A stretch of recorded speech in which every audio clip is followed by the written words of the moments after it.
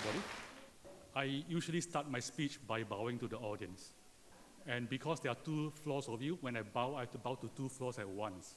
And because of that, I'm 50% more efficient. Thank you. Thank you. So, one way to look at Buddhism is that Buddhism is a love story. You start with loving yourself, taking care of yourself, trying to become a better person. And then you love the emptiness of self. And then through that, transcending the selfness. And finally, you learn to love all sentient beings. So I'm told that about half of you are not Buddhist.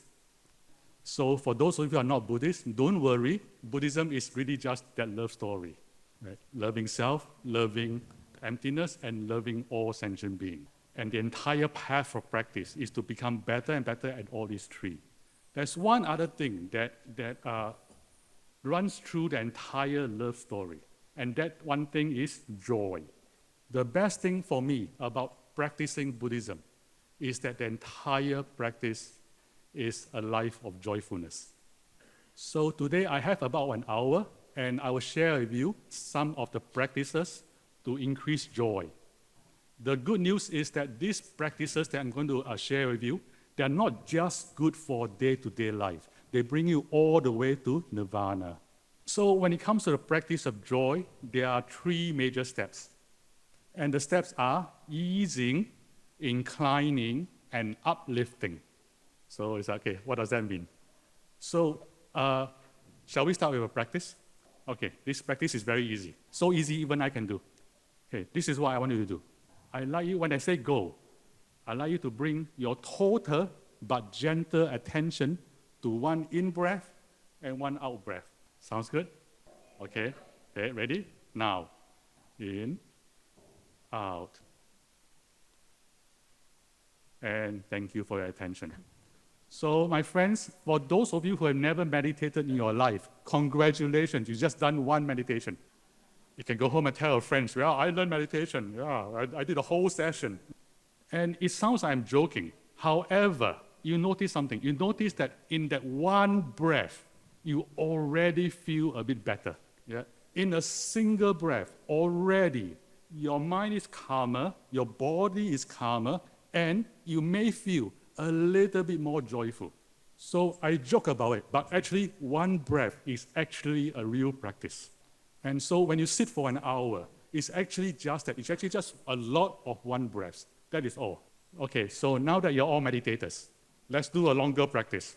This time we do 4 breaths. Oh my God, it's so long. Okay, I will tell you what to do, and then we do together, okay? And I want you to move your hands with me so they can easy to remember. Okay, in your first breath, I'd like you to gather attention.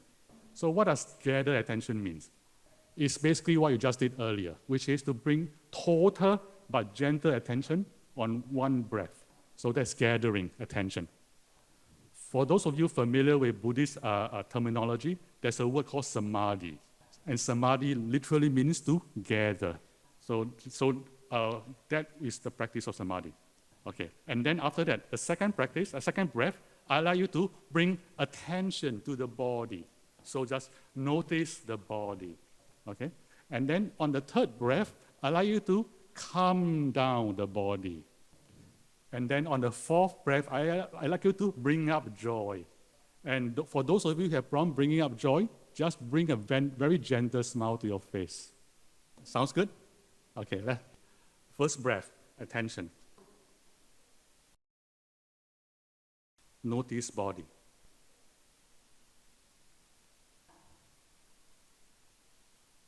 Calm body. Bring up joy.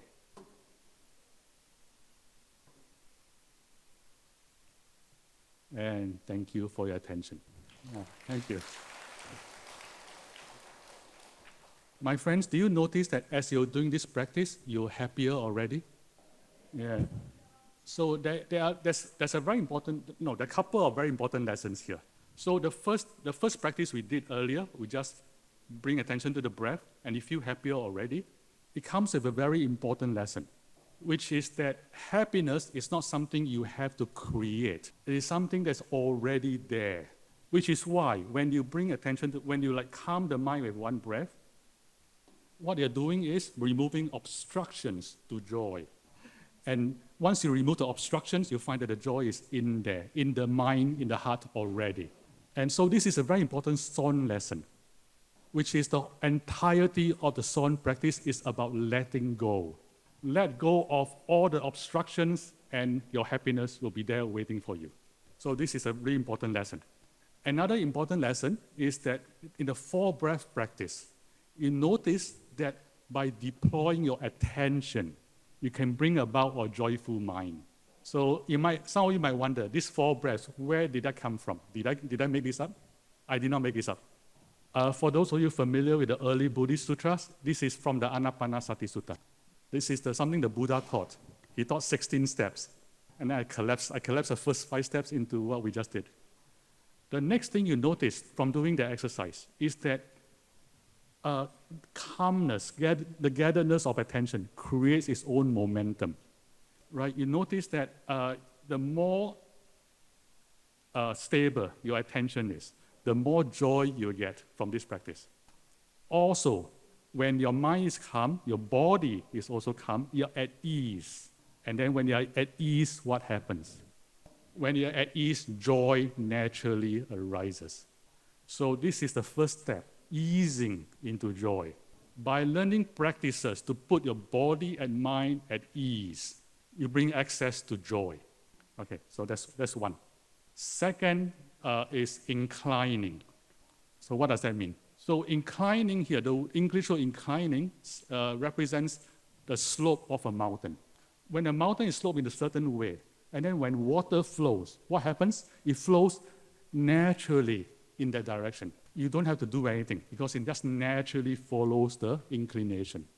In the same way, mental experiences follow the inclination of the mind. For example, if you are inclined towards anger, so every small thing makes you angry. However, if you are inclined towards happiness, then every small thing makes you happy. So here's the good news. The good news is that you can change the inclination of mind. So how do you incline the mind towards joy? The way to do that is to familiarize the mind with joy. When the mind becomes familiar with joy, then it naturally inclines towards that. Okay, how do we do that? Paying attention.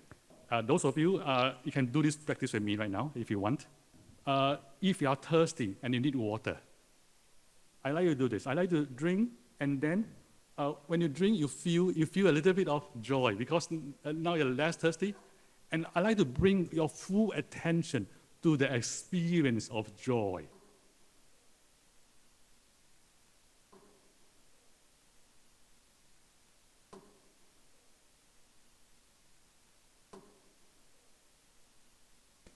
Did you notice that when you bring attention to something joyful, it doubles the joy? So, friends, this is homework for all of you.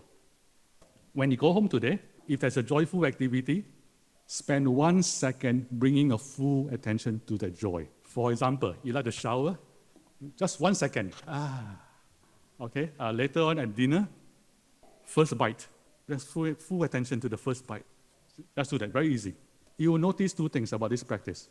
You will notice that it takes no time, right? Because you're eating anyway, right? It takes no extra time. So for those of you who say, I don't have time to practice, this is it. This is the practice. Doesn't take any time.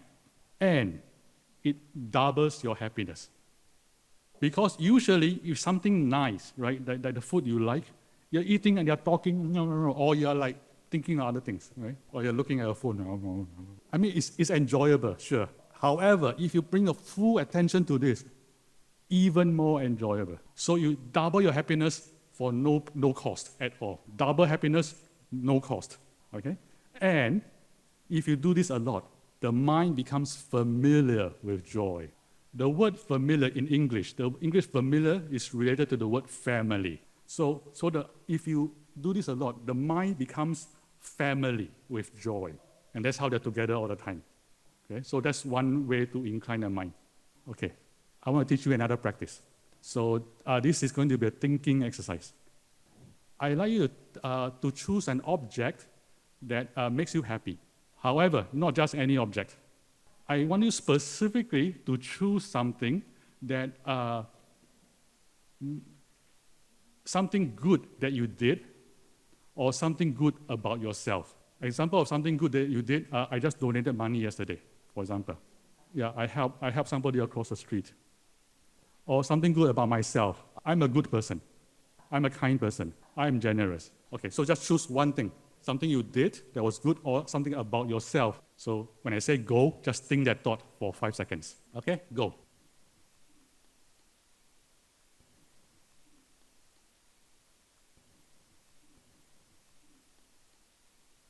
Okay, do you notice that again when you're thinking you're happier? So again, this is something the Buddha taught. The Buddha taught to always reflect on your goodness that you did, your virtues, and your generosity. By the way, this is also very useful for advanced meditators. So let me share a story with you, personal story. So there was a time in my life where I was experiencing a lot of pain. And I was already an experienced meditator at the time. So I know all the practices, but I could not do them. So every time I meditate, I just feel pain. So my teacher reminded me of this practice. Specifically, my teacher said, you give a lot of money to charity, just remember that. And so I did that. I started my meditation, I think, I was generous. And then I started my meditation, and then it worked. So so this is for everybody, even experienced meditators. For those of you who are Buddhists, other objects you can use: the Buddha, the Dharma, Sangha. For example, if you think, I'm so lucky I get to learn the Dharma. I'm so happy. I'm supported by all these sunnims. I'm so happy. So that is second part, which is inclining. Okay, third practice, uplifting. So again, what does that mean? So again, let's do a practice, 10 seconds. For 10 seconds, I'd like you to bring to mind 2 people in this room. And then so when I say go, right, you will secretly think to yourself, I wish for that person to be happy, and then I wish for that person to be happy. So don't like, so just secretly think. Sounds good? Okay, your 10 seconds begins now.